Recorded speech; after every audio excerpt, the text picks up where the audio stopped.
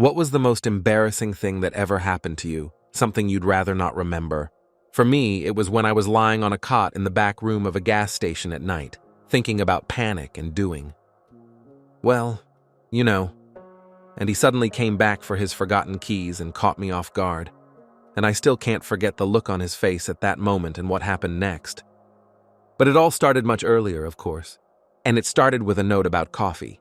I got a job at this shabby gas station on the outskirts at the end of September, when I was completely out of money, and going back to my parents was, well, impossible. After that conversation with my father, I swore to myself that I'd rather die than ask him for a penny. So, night shift at the gas station. From 11 at night until 7 in the morning. $24,000 a month and complete absolute freedom to do whatever I wanted, because there were hardly any customers at night.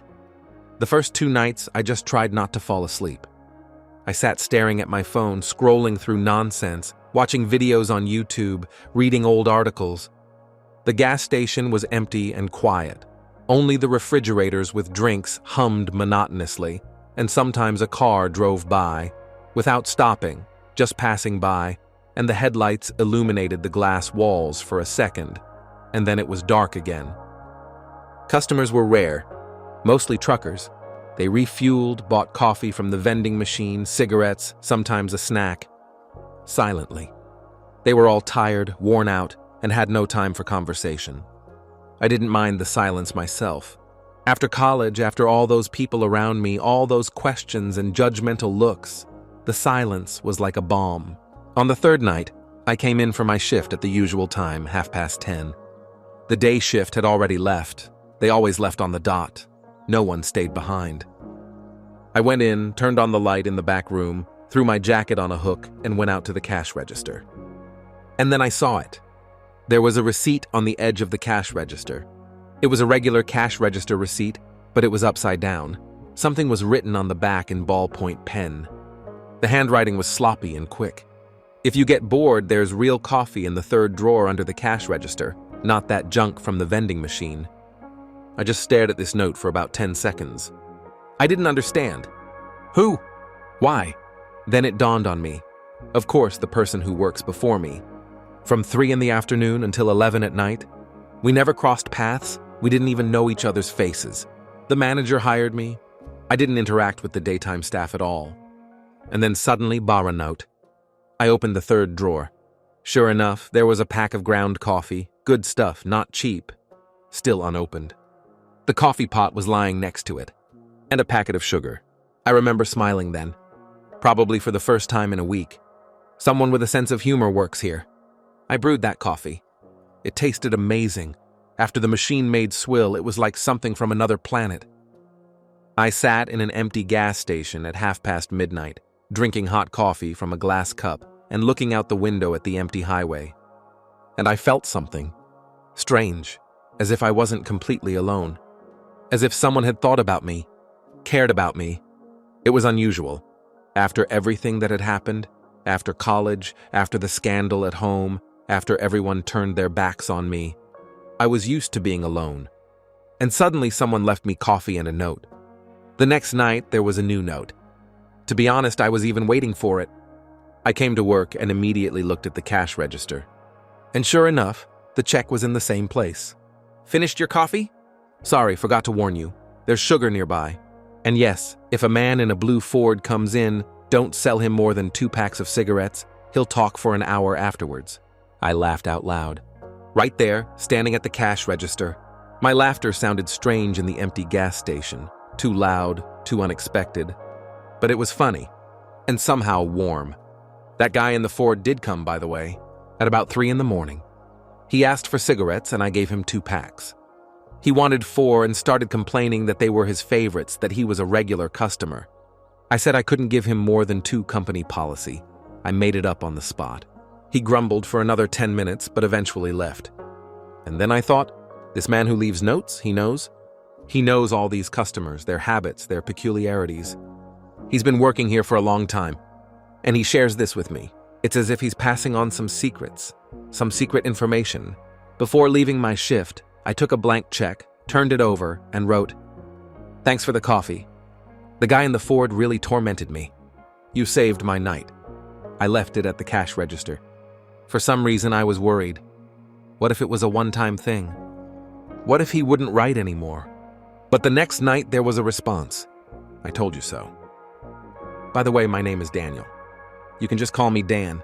Dan. I stood there with the note in my hands and realized I was smiling like an idiot. He had a name. He wasn't just a faceless replacement. He was a person. Dan. I wrote back, Max. Nice to meet you. It's weird through notes, but it's still cool. That's how our correspondence began.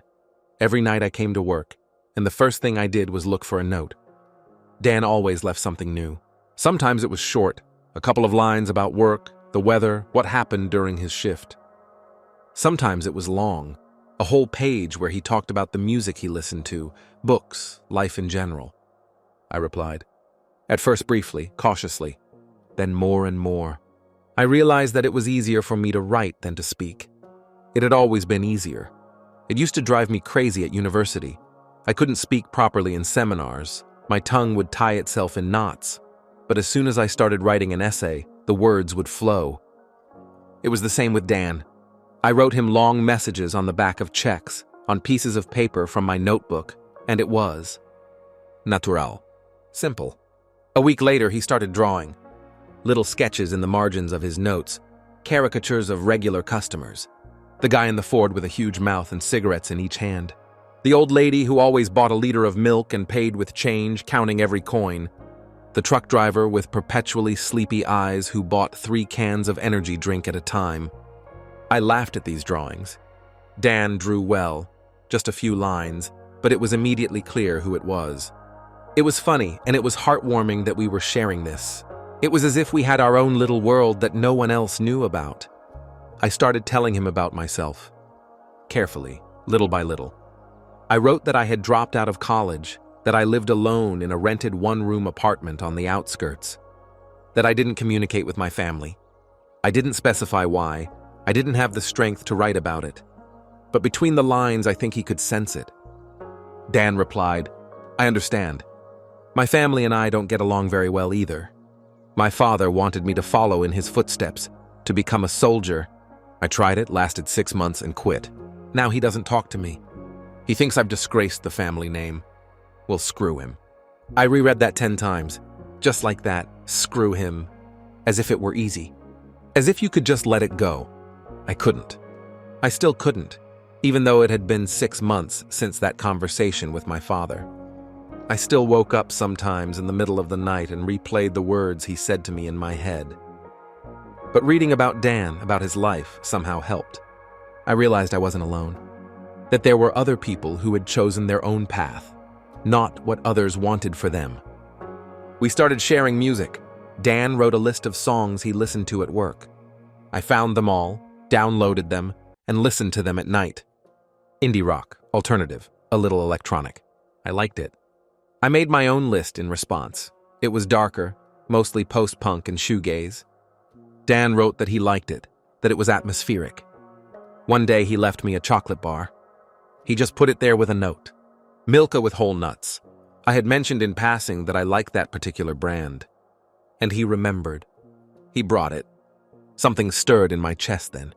Such a small thing, it would seem. A chocolate bar for 70 rubles. But he remembered. He thought about me. He bought it especially. On my next shift, I brought him a flash drive. I recorded the movies I had recommended earlier in my notes, old art house films that few people had seen. I wrote, if you have time, take a look. I think you'll like them. 2 days later, he replied with a whole page. He described each film, what caught his attention, which scenes he liked, what he thought about after watching. I read it at 4 a.m, sitting on the floor in the back room, and felt something blossoming inside me. Like a flower, warm and strange. I liked reading his thoughts. I liked how he phrased things, the words he chose. I liked imagining him sitting right there, in that same spot hours earlier, writing to me. A month passed. We wrote every day, sometimes several notes per shift. I would leave one before leaving, he would reply and leave a new one, and I would find 2 at once. The topics became deeper and deeper. Dan said that he had been working here for a year, saving money to move to another city. He wanted to go to St. Petersburg. He had friends there, and, as he wrote, you can breathe more freely there. I understood what he meant. I'm from the same kind of town, where everyone knows everyone else, where you can't be yourself, where you have to hide. I wrote to him, I understand about St. Petersburg. Here, sometimes you suffocate from constantly having to play a role, to pretend that you are someone else. His reply came the next day, yes, that's exactly it. Sometimes it seems like I've forgotten how to be real, like I've been wearing a mask for so long that it's become part of me. But then I write you these notes and realize, no, it hasn't become part of me. I just need someone who can see the face underneath. I didn't sleep all day. I lay in my apartment staring at the ceiling and rereading this note over and over again. I didn't have the words to respond right away. Too many feelings, too many thoughts. In the end, I simply wrote, I see. And it was true. I saw him. Not his face, not his body, him. Through these notes, through his words, through how he thinks and what he feels. One night, it was a Friday, there were particularly few customers. I wandered around the gas station, wiping the shelves. There was nothing else to do. I went into the back room and saw a forgotten lighter on the shelf. It was metal, engraved with the initials D. K. Daniel K. I didn't know his last name. I picked up the lighter. It was heavy and worn, clearly old, having been carried around for a long time. I ran my finger over the engraving and felt something strange. It was as if I had touched a piece of his life. Something real, something tangible. Next to it on the shelf was a notebook. Old and worn. I knew I shouldn't. It was a violation of some unspoken rule. But I couldn't help myself. I opened it. The first page was a sketch. A gas station, the view from the cashier's window. It was drawn in detail, beautifully. Further on, there were more drawings. Cars, people, random sketches, quotes from books. Loneliness is when you exist, but no one sees you. Sometimes the most important meetings take place without anyone being present. I kept flipping through the pages. On one of them, there was a note dated a month ago. New guy on the night shift. Hope he's normal. Tired of the jerks who worked here before. A couple of pages further on, he replied to the note. Max, seems reasonable. Writes well. A rarity. Further on, from a week ago. I can't stop thinking about what he wrote about music. We seem to be alike. It's strange to feel a connection with someone I've never seen. My heart beat faster. I read on, feeling like a thief but unable to stop. The last entry was from yesterday. Max brought a flash drive with movies. I watched all night, couldn't tear myself away. He understands. He sees the same things I do. I want to meet him, but I'm afraid. What if I ruin everything? I slammed the notebook shut. My hands were shaking. My head was in chaos. Shame for reading someone else's notes, excitement from what I had read, fear, hope, something else I couldn't name. He wants to meet. He's afraid. Just like me. I put the notebook back and left the storeroom. I spent the rest of my shift in a feverish state. I couldn't concentrate on anything. One thought kept running through my head. He's thinking about me, just like I'm thinking about him. By the end of my shift, I realized I had to do something. I couldn't just continue this correspondence, pretending that everything was the same. I had to move forward, or backward, but I couldn't stand still. I took a piece of paper and wrote, Dan, I found your notebook. Sorry, I couldn't resist looking. I know it was wrong, but I read the last entry. And I want to say I want to meet too. I don't know how to do it right. Maybe I can come in early for my shift, or can you stay late? It would be weird to meet in person after a month of correspondence, but I want to. If you do too, let me know. He left the note at the cash register and left. He couldn't settle down all day. He paced around the apartment, tried to sleep. It didn't work. What had he done? Maybe it was too much? Maybe he ruined everything? The next night, I came to work earlier than usual, at 10 in the evening. My heart was pounding so hard, it felt like it was about to jump out of my chest. I went inside. There was no note. Not on the cash register, not in the usual places. Nowhere. I felt everything inside me tighten. I screwed up. I scared him off. Now he probably thinks I'm some kind of psycho who rummages through other people's things. The whole shift passed in a fog. I worked on autopilot, serving customers, but my thoughts were far away. I tried to figure out what to do next.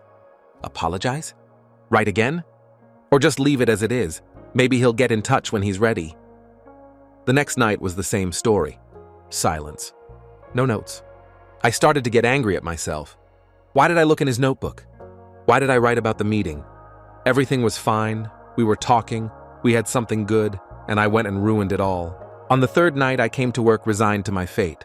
Okay, so be it. At least I had this month. These notes, these conversations. That's something. But when I approached the cash register, I saw an envelope. An ordinary white envelope lying in plain sight. My hands trembled as I opened it. Inside was a sheet of paper covered in small, neat handwriting. Not a note, a letter. A real letter. Max, I'm sorry I disappeared for a few days. I needed to think. When I read your note, my first reaction was panic. You found my notebook. You read what I wrote only for myself. It was strange and scary. But then I realized you were being honest. You didn't pretend nothing had happened. You told me right away. And that means a lot. Honestly, I want to meet too. Very much. But I'm afraid, Max. These notes are important to me. More than I thought at first. You are important. And I'm afraid that if we meet in person, everything will turn out differently. That you won't like me. That it will be awkward between us. That we will lose what we have now. I need a little more time to gather my courage. This isn't a refusal. It's just a request to wait. Let me figure things out for myself. I'll write when I'm ready. You haven't ruined anything. On the contrary, you took a step that I couldn't bring myself to take. Thank you. Dan. P.S. You can look through the notebook if you want. I'm not afraid anymore. I sat on the floor in the utility room, leaning my back against the wall, and reread the letter. Once, twice, 3 times. I had a lump in my throat. Not from sadness, but from relief. From the fact that he hadn't disappeared. From the fact that he felt the same way. I took out a pen and wrote my reply right on the back of his letter. No rush. When you're ready. I'm not going anywhere. I promise. I left it at the cash register and felt lighter somehow for the rest of my shift. As if a weight had been lifted from my shoulders. The next night, the note read, "Thank you. You're good." Really. And we continued our correspondence. Only now it became even more candid. It was as if we had removed the last barriers. Dan wrote about his past relationships. About the guy he had dated for 2 years. Everything was fine until he found out that Dan was bisexual. He made a scene, called him a pervert, said he could never trust him. He broke up with him the next day. Since then, Dan had been cautious with people. He was afraid to open up, afraid to hear those words again. I read this at 3 in the morning and felt my insides tighten with pain. Not my own, but his. I wanted to find that guy and yell at him. Tell him what a jerk he was. But most of all, I wanted to hug Dan. To tell him that everything was okay. That he wasn't a pervert, a freak, or whatever they called him. I wrote a long reply. I told him about myself. About why I left home. About that conversation with my father when I finally decided to tell the truth. About how he looked at me after that, as if I had become a stranger. As if his son was no longer there, and instead there was someone unfamiliar and unpleasant. I wrote, "I'm gay, Dan," and my father couldn't accept it. He said he didn't have a faggot son, that I had disgraced the family. My mother was silent, just crying. My brother turned away. I left that same day. I took my things and left. I never came back. I'm 24. I live alone, work at a gas station, and the only person I can be myself with is you. A person I've never seen. It's funny, I guess. Or sad. Or both. The next night, his reply was short. It's not funny, and it's not sad. It just happens sometimes. Thank you for trusting me. I'm glad you have me. Even through notes. Even like this. We started leaving gifts for each other more often. Dan brought a book, an old edition of The Picture of Dorian Gray, with notes in the margins. He wrote, "I read it when I was 17. I understood a lot about myself then. Maybe you'll like it."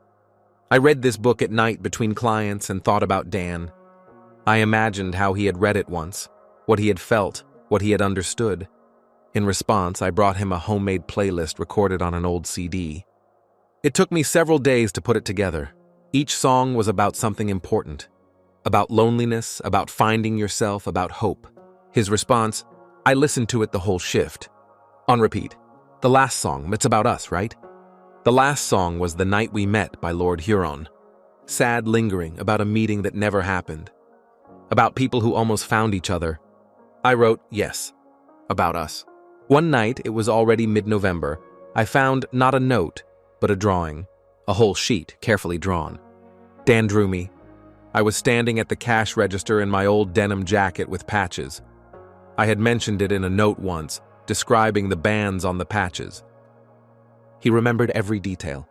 My tousled hair, perpetually unshaven face, high-top sneakers. He even captured my expression, tired, pensive, but with a slight smile. I looked at this drawing and couldn't tear myself away. He saw me. He really saw me. He didn't just listen to what I wrote. He imagined me, thought about me, drew me. Something warm and incomprehensible spread through my chest. It was more than just pleasant. It was meaningful, important. I wrote, you drew me. I don't know what to say. This is the best gift anyone has ever given me. Thank you? Really? His reply the next day, I often imagine you. How you stand here where I stand every day. How you drink coffee. How you smile when you read my notes. I hope I guessed right, at least a little. You guessed right, I wrote. And it was true. Another 2 weeks passed. December began, cold and gray. There were even fewer customers at the gas station at night. People stayed at home and didn't drive unless they had to. I whiled away my shifts, reading books that Dan recommended and listening to his playlists. And with each passing night, I realized more and more clearly, I was falling in love. Or maybe I already was in love. I don't know when exactly it happened. Maybe when I found the first note about coffee. Maybe when he drew me. Maybe it happened gradually, with every word, with every line. But the fact was, I was in love with a person I had never seen. I was in love with his words, his thoughts, the way he cared, the way he understood, the way he saw the real me. And it scared the hell out of me. I was sitting there one night at 4 a.m, drinking coffee, the same kind he left me a month and a half ago, the same kind I buy now, and thinking, what should I do with this feeling? Tell him? Or keep quiet? Pretend everything is the same as before? In the end, I decided to tell him. Because not telling him would be a lie, and we promised each other honesty. I wrote on a blank sheet of paper with a trembling hand, Dan, I think I'm falling in love with you. Or maybe I already am. I'm not sure. It's strange. I don't even know what color your eyes are. I don't know what your voice sounds like. But I know how you think, what you feel, what you're afraid of. And that's enough for me, more than enough. Maybe it's not normal to fall in love with notes, with words on paper. But I don't think I fell in love with the words. I fell in love with you, the real you, the one you showed me. If that scares you, I'm sorry. We can forget it. Pretend I never wrote anything. But I couldn't keep quiet. Not with you, Max. I left the note at the cash register, left my shift, and couldn't settle down all day. I lay on my bed, stared at the ceiling, and ran through all the possible reactions in my head. What if he gets scared? What if he says it's too much? That we've gone too far? What if he never wrote again? The next night, I came to work with a heavy heart. I expected the worst. There was no note. But the manager's car was in the parking lot. Strange. He didn't usually show up at night. I went inside, and the manager, a man of about 45 who always looked tired, explained the situation. One of the day shift employees had come down with the flu and would be out for at least a week. They needed an urgent replacement for the evening shift today. They called Dan and asked him to work the night shift instead of his evening shift. They said he would get extra pay. He agreed. They would be working together. Today, right now, I stood there and couldn't move. My brain refused to think. It was going to happen. Right now, I was going to see him. In a few minutes. The manager said something about some invoices about the shift change, but I didn't hear him. My ears were ringing. My heart was pounding in my throat. I'm not ready. Not ready at all.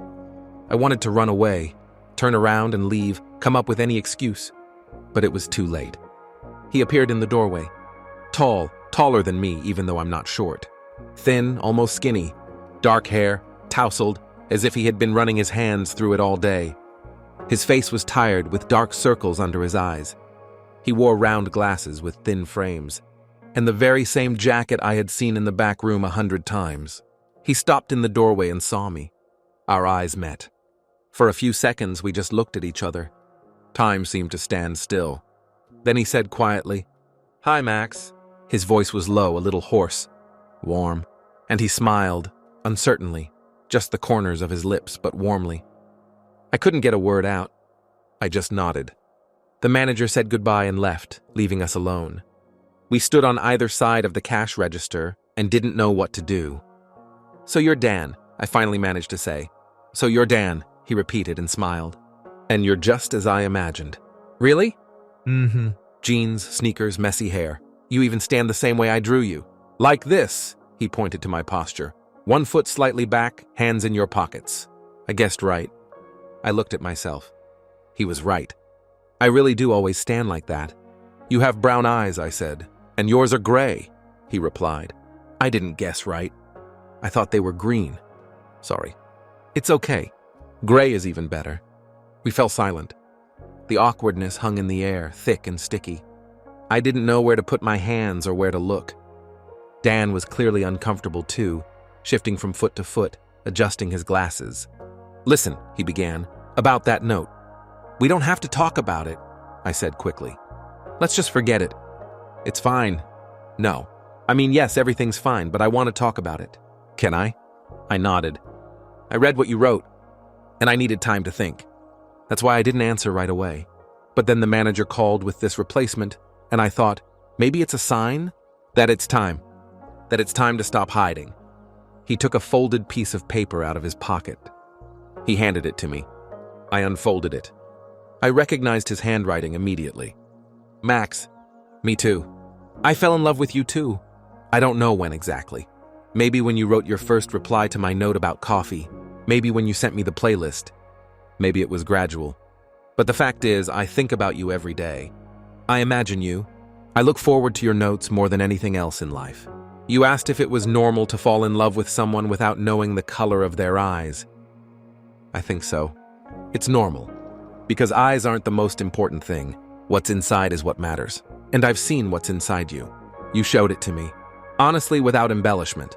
My eyes are brown. And now I know the color of yours, Dro. And they are beautiful. Let's give it a try. Us. In real life. Not just through notes. Dan, P.S. I'm glad we finally met. Even if it's scary.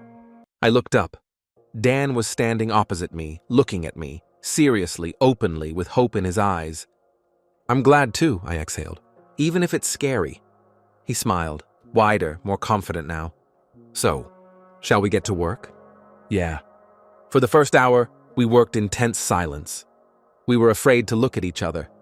Every movement was filled with nervousness. Dan was counting some invoices and I was wiping shelves that were already clean. We tried not to cross paths or bump into each other. But then that guy in the blue Ford arrived. He came in and asked for cigarettes. I started to get them out. Dan came over and stood next to me. The man began his usual tirade about how he needed 4 packs, how he was a regular customer, how he had the right to do so. We rolled our eyes in unison. We looked at each other and snorted at the same time. The ice broke. The man left dissatisfied with 2 packs. The two of us remained standing behind the cash register, laughing quietly, stifled but sincere. "I told you," Dan said. "He'll drive you crazy. You didn't warn me he'd be so annoying." There would have been too much text in the note. Fair enough. We smiled at each other, and the tension gradually eased. We started talking, cautiously at first, about work, the weather, nonsense. Then more freely. It turned out to be even easier in person than in notes. Dan's voice was pleasant, slightly hoarse, with a slight smile in his intonation. He spoke the same way he wrote, thoughtfully, choosing his words, sometimes pausing. I talked, and he listened. He looked at me intently, nodded, and sometimes asked questions. And I could tell he was really listening. He wasn't just waiting for his turn to say something. He was actually listening. By 3 a.m, there were no customers left. We sat at the cash register on high chairs, drinking coffee, the same coffee he had left me once. Dan talked about Peter, about his plans. I listened and thought, maybe I should go with him. Maybe there's nothing left for me here? You know, Dan said suddenly. When the manager called, I wanted to refuse at first. I was scared.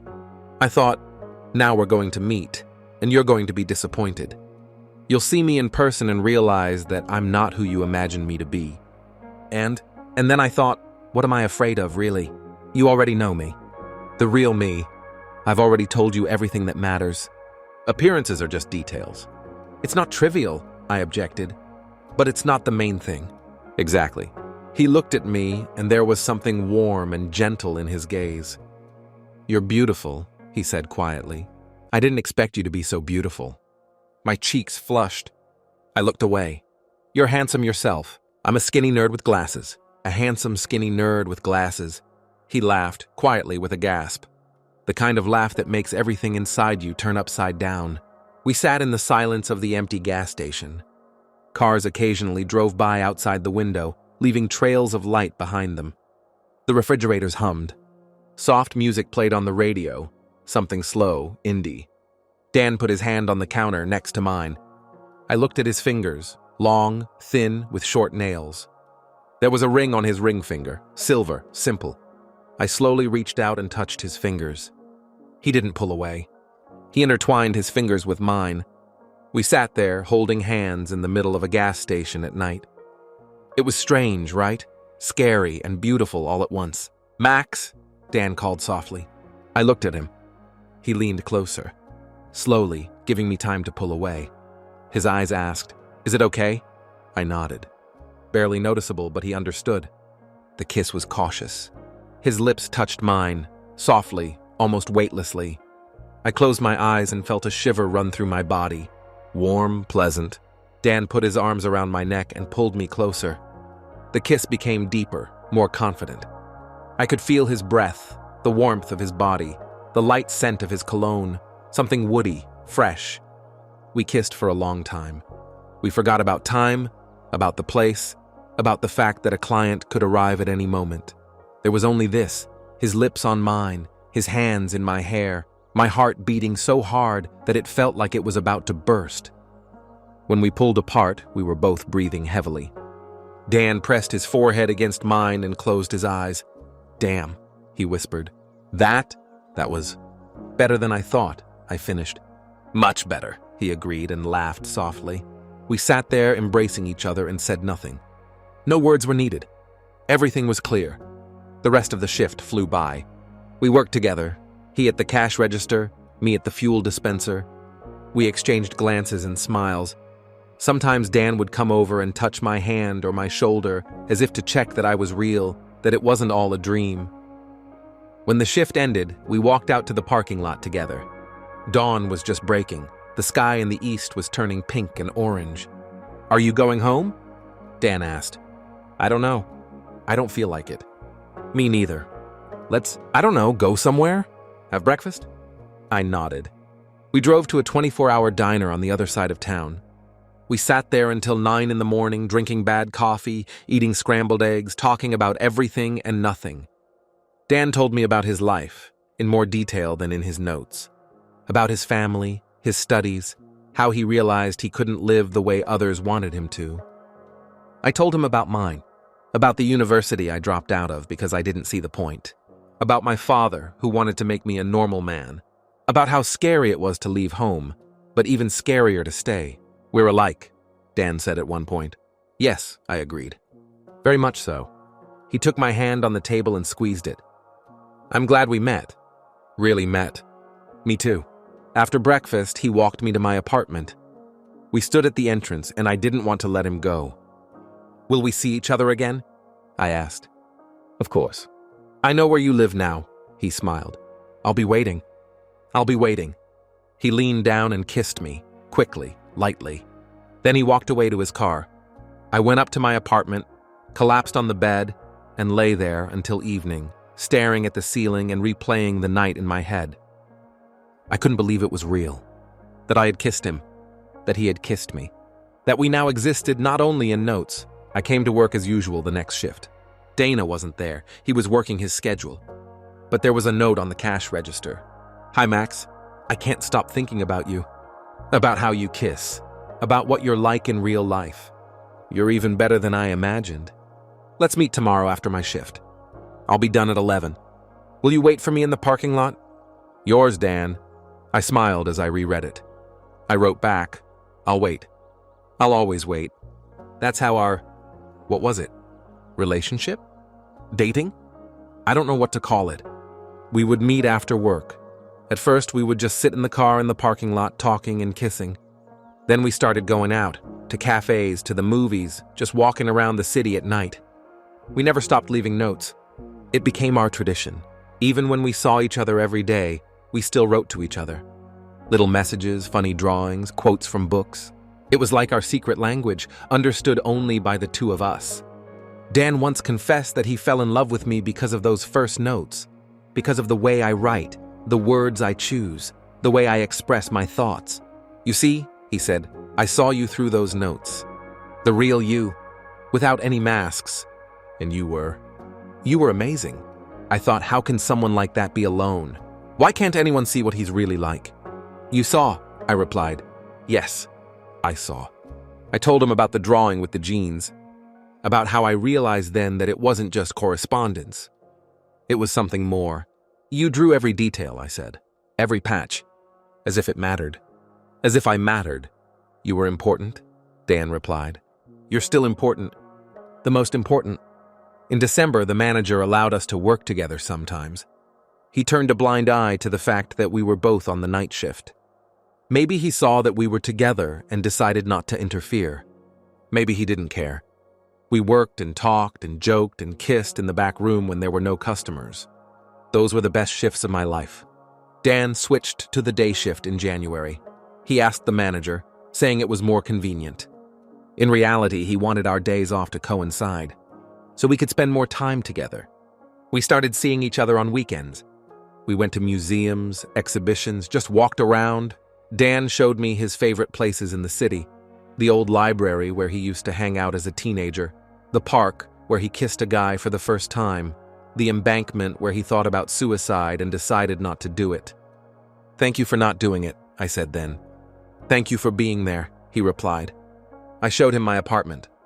We spent our evenings there, watching movies, cooking dinner together, just lying on the couch, hugging.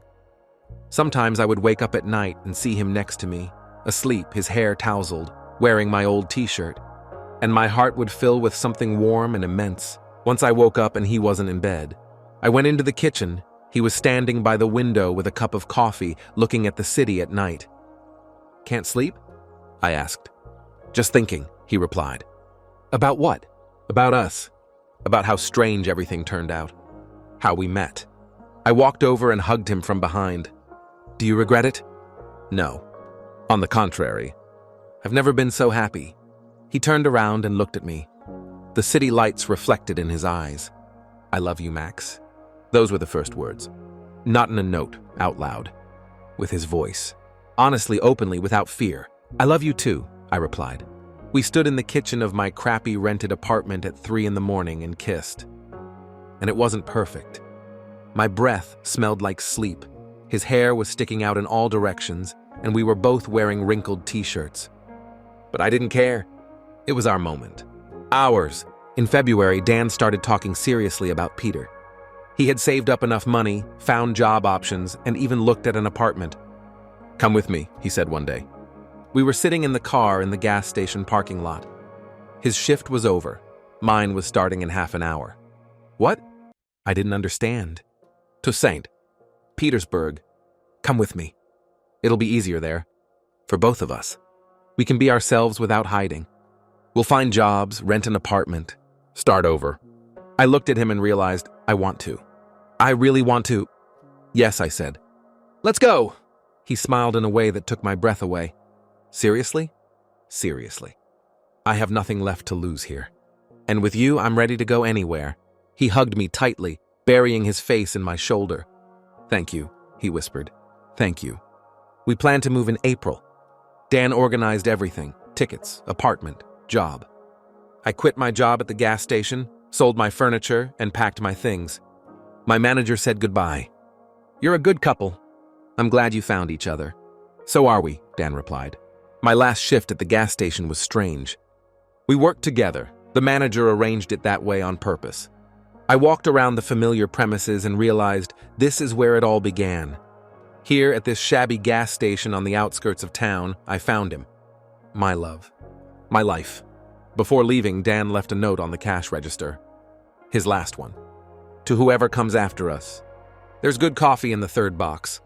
The guy in the blue Ford will get it. Don't sell him more than 2 packs of cigarettes.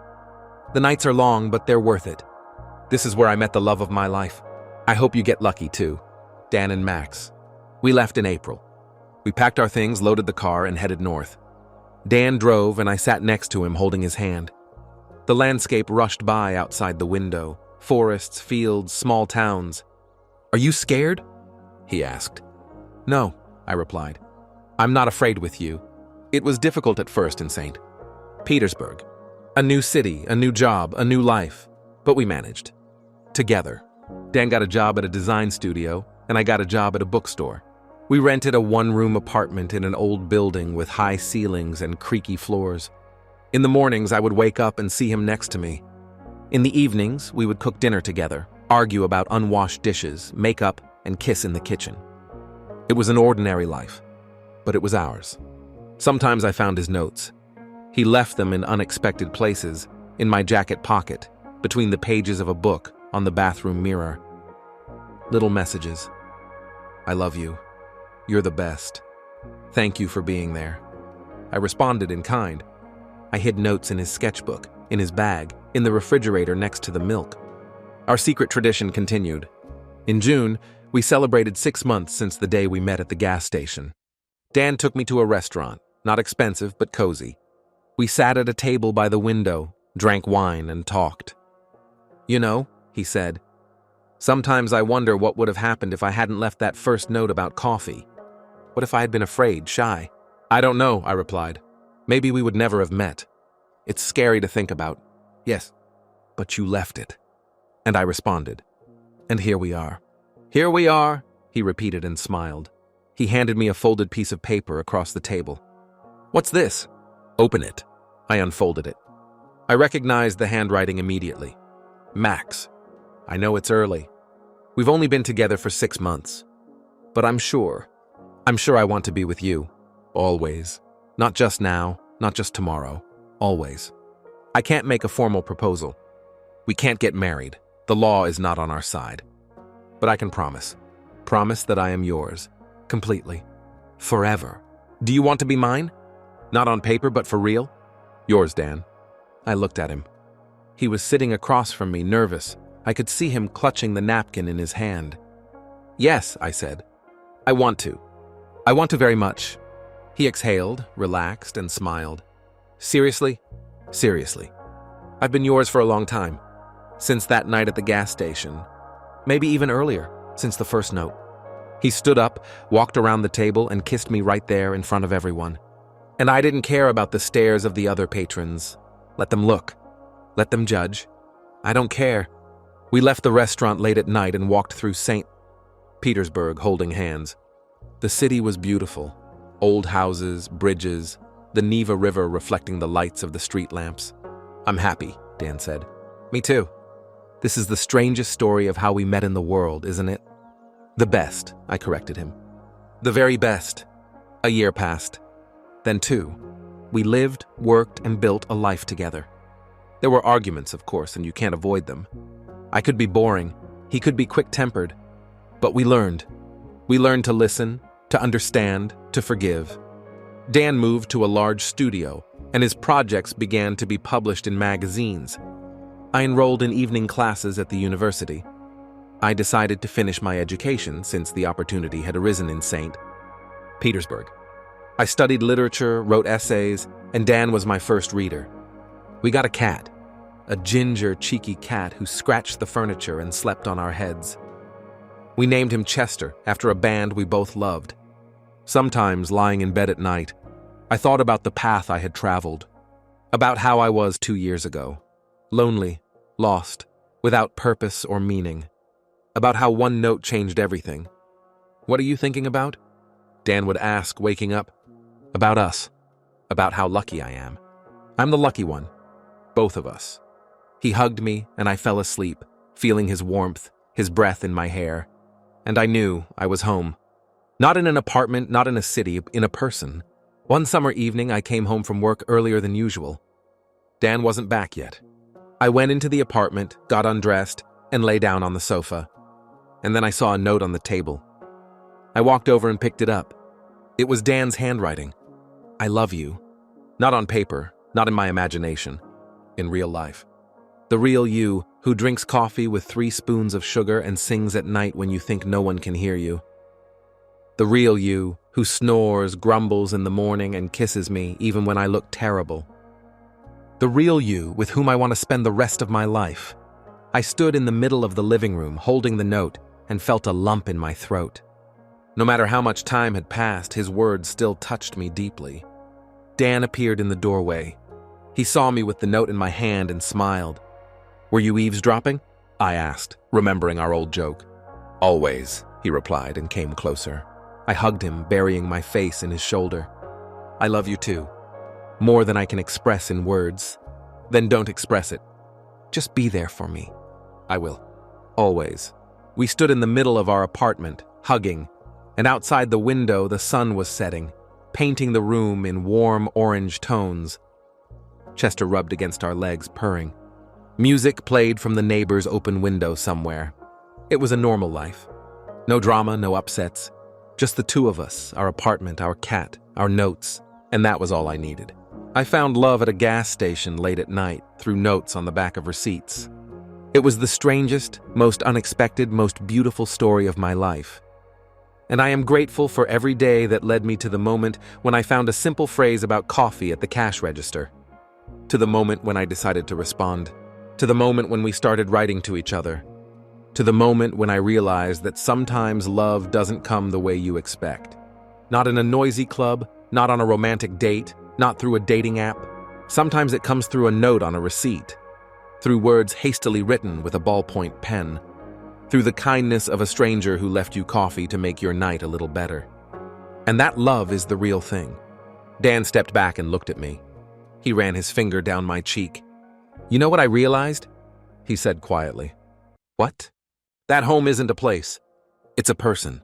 You're my home, Max. And you're mine," I replied. We kissed slowly, gently, without haste. And in that kiss was our whole story. All our notes, all our meetings, all our "I love you," spoken aloud and written on paper. Outside the window, evening was falling. A new night was beginning. But now I wasn't afraid of it. Now I had him. And it was forever.